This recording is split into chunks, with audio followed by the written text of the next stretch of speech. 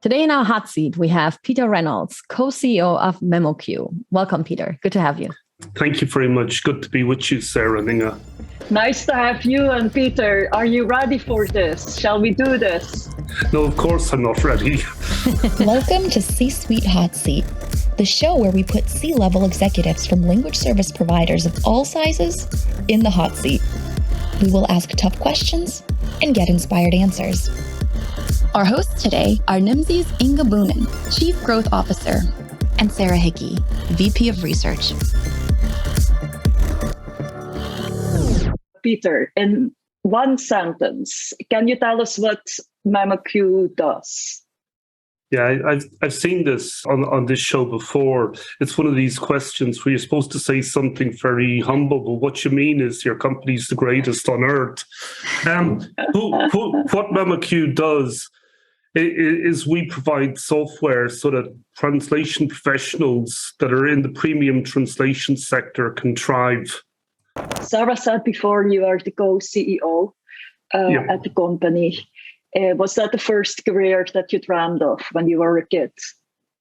Well, my first career was in social work. My first job was working in a night shelter at 4 days working, 2 days off, and sleeping on the premises. And it was quite tough. And I spent about 11 years working in psychiatric hospitals and various different shelters for homeless people in Dublin and Bradford in England. This was quite a change. I decided when I was in England that I wanted to move back to Ireland, and I found a job for a company that was called Softrans, which at the time was almost to me, as soon as I joined, it was bought by Berlitz.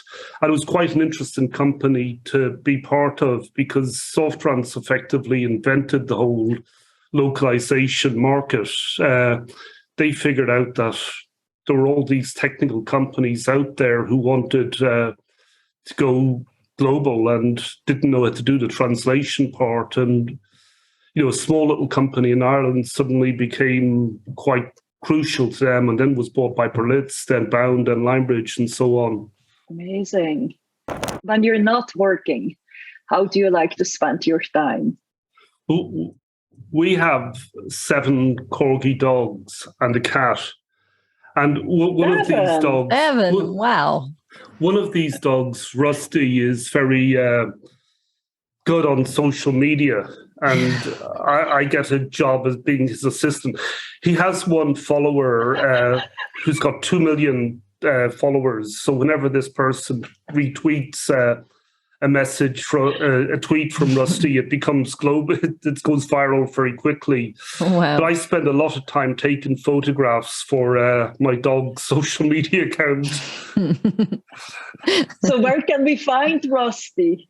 Yes, she's on Twitter and Facebook. I wonder what she has to say. I'm going to check it out.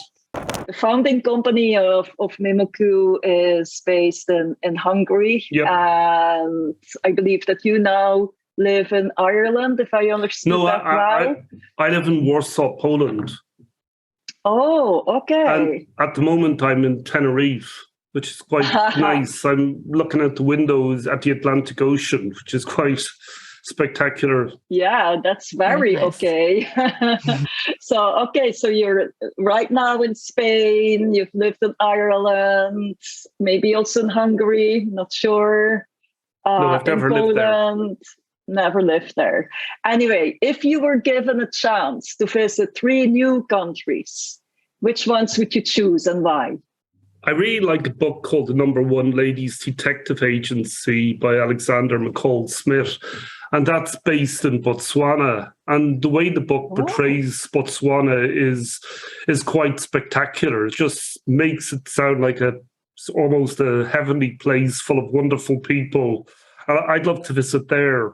I've never been to Finland. And, over the summer, we've seen, the Prime Minister get into trouble for dancing. And it strikes me that's place maybe much cooler than I imagined.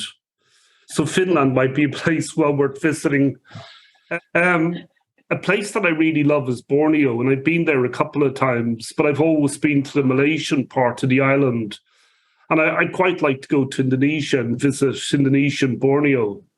What's the best piece of advice that you've ever been given? I read a book called The Toyota Way, which is about how Toyota, how they were successful and the reasons behind that. And one of the interesting things there is that all the people they talk to, when they talk about their strategy, they say it's built on two pillars: respect for people and continuous improvement. And it's so clever and so, concise. I think that's quite beautiful. And also you can see when you look at really great companies like, and Intel when Andy Grove was running it, or Microsoft now with Satya Nadella running it, they seem to have the same idea. The pillars of respect, build a strategy on, or respect for people and continuous improvement. And I think that's good advice. You're the co-CEO now of a very well-known company in the language industry. In your whole career, what would you describe as your first proper breakthrough? When we were starting memoQ, we were very confused as to how to grow it. Mm-hmm. So what we did is we started looking at all our competitors and how they were approaching the market. And we discovered that there were companies like Across, OnTram, and so on, and they were all aiming at enterprises. And then there was other companies like WordFast and Deja Vu who were aiming at the translators. And SDL at the time was aiming both at the translators and the enterprises. So what we discovered was that there was a big gap there where everybody was thinking how they would get to LSPs is either enterprises telling them to use a particular software solution or for translators advising them. And there wasn't much targeting of LSPs directly. Mm-hmm.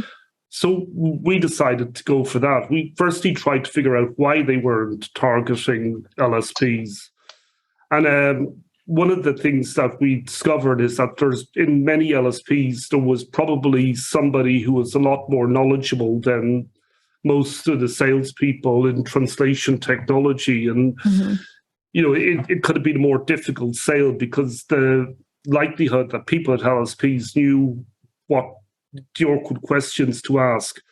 But we started targeting them and then grew at quite a phenomenal rate. And we were a Deloitte Fast 50 company for 4 years in a row. Okay. Now, as the co-CEO, what would you describe as the biggest challenge that you face basically today in your day-to-day life? In your everyday life as the CEO of the company, what is your biggest challenge? I've been doing a lot of work around strategy, and this is something where you always have to explain it. You can't for a moment just say, well, we talked about that 6 months ago and it doesn't work. Everybody knows it, then it's okay. That doesn't work. You have to constantly be answering questions, and people have got very valid questions about how does this affect my job? Like when Balazs, Kish and I became co-CEOs, I saw my role as being that there were people in the company who had a very clear idea what their job was. They had a very clear idea of what their team's job is, but they weren't so sure about what the company was doing in terms of how it was going to grow and whatever. Mm-hmm. And they weren't sure about how their job and their team's job fitted in with the company's job. What my role was to make sure that they knew the connection between that. And one of the things that I found is that this is probably the most common problem in management at the moment, where there's a disconnect between people that are actually doing the work and between what whoever's leading the company thinks there's going. And that's a huge challenge, I think, for any company. And it's one of these challenges that if you take your foot off the wheel, if you ignore it for a while, it will come back. So you have to constantly be working on this. Yeah, makes complete sense. Thank you for sharing that. So this is when we're looking at the current situation, right? But looking back now at whether that's memoQ or any other time in your own career, was there something that you can recall, like what you would define as a failure or a mistake, a big one that you then ended up learning from? Is there something you can share? Yeah. One of our problems at memoQ is we often stick with a mistake long after we should have stopped it. And we've done this at various times. Like we had a technology called TM repository. And one of the problems with this is that it was mildly successful. And the people that were saying this was really good were very knowledgeable people in big LSPs or people that had been looking at trends, and that made it more difficult to decide to stop it. And this is something that we've had difficulty when something should be stopped. We've often let it go on a bit longer than we should have. But so it has more to do also with giving a good idea a really good shot as well at working before moving on. Exactly. Yeah, that makes sense. Okay, so now the complete other side of the coin. Can you tell us a success story, either from your personal side, from the career, or related to the company, anything that stands out? Well, one of the things that's quite funny is that memoQ originated in a small town in Hungary called Jula. And in that town, there's a restaurant called the Hamburger Bar. And when we started the company, our first ambition was to have more revenues than this hamburger bar. We didn't care. We didn't care about SDL or a gross or whatever. As we've grown on, another thing where we were trying to be successful is that we figured out that Germany was the country where most of our competitors originated from. It's where Trados came from, it's where OnTram came from, it's where Cross came from. And it also had the most sophisticated translation companies in the market. So again, when we were quite a young company, we set out to break Germany. Our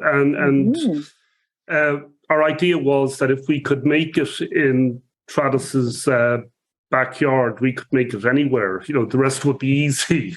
It may have been a little naive, but we proved to be, Germany is still our strongest market. Very Sinatra-esque approach, if I can make it there, I can make it anywhere. Just in Germany, not New York, but Yeah. Looking at the clients, is there something, do you have a specific pet peeve when it comes to clients, or are there common struggles across your client base that you have to overcome? Have you ever met many memoQ customers? Because they're all incredibly good-looking, really bright people. It's terrible being in the same room as them because you just feel inadequate. There are also, one of the wonderful things with them is they've got some really clever opinions, and part of our problem that we have is we've not got the capacity to implement every single thing that they want. So we figured out ways of how to do that better by talking to them. Like we had, for example, a customer who was saying that is it possible to be able to say what you don't want to appear in a find and replace? And they mentioned this on a chat forum, and other customers said, you can do that already. You just use regex. And the customer said, you can use regex, I can't. So we talked to an awful lot of them and figured out a way, what was wanted was not what the original customer had. What was wanted was an easier way to implement regex so they can do what they want. And that ended up with something much more powerful than the original proposal. So I don't have problems with our customers, apart from jealousy if they're all so good looking. So as a CEO, of course, you're looking at profitability, and you already mentioned the strategy of the company. But I think one big part as well, of course, I would assume, is also to keep your team motivated. Yeah. So how would you do that? What makes you a great leader, in your own opinion? To be honest with you, with the whole thing of profitability and that's something that it doesn't take up a huge amount of my time. My time is much more taken up with listening to people, talking with them about issues.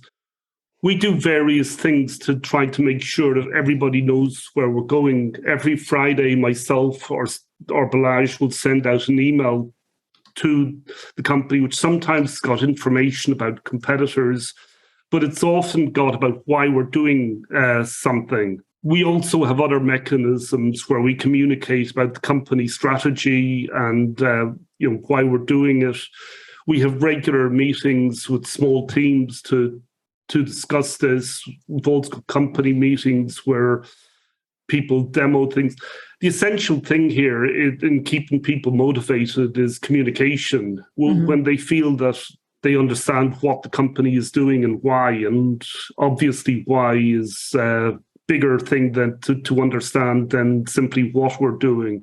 I really appreciate the team that we've got. Like, we had our company meeting last week and we had about 120 people there, and it was 3 days, but it felt like it was over in a couple of seconds. And it was really great to see so many motivated people. I think Inge and I can relate to that. We just had a company on site as well for a week, and it felt like it was just 2 days or something. So it was very fast. True. One last question. What advice would you give to young entrepreneurs starting their own business in the language industry today? Firstly, I'd say, language industry is fun. It's a good place to go. There are nice people here, and go for it. The second thing I'd say is that people are the center of it. Even if it's a high-tech opportunity you're going for, people are at the center of this. And one of the things that we've been really lucky with Sorting is that we've got some wonderful competitors. There's absolutely, it's no fun if you're competing against somebody that doesn't do the work. And it's really great when your competitors try very hard against you, because then you'll try very hard, and it makes it much more fun, I think. So I would just suggest that they go for it. I like that, Peter. And thank you so much for joining us in the hot seat. Thank you. I hope it wasn't too tough on you. Thank you. I'll tell you privately. Okay, sounds good. If anyone else feels like letting off some steam and you're part of the C-suite at a company in the language services or technology industry, sign up with us if you dare to sit in our hot seat. And for the viewers at home, thank you so much for watching, and watch out for the next episode that will be published as a video on MultiLingual TV and as a podcast on the Nimdzi website. We'll see you there.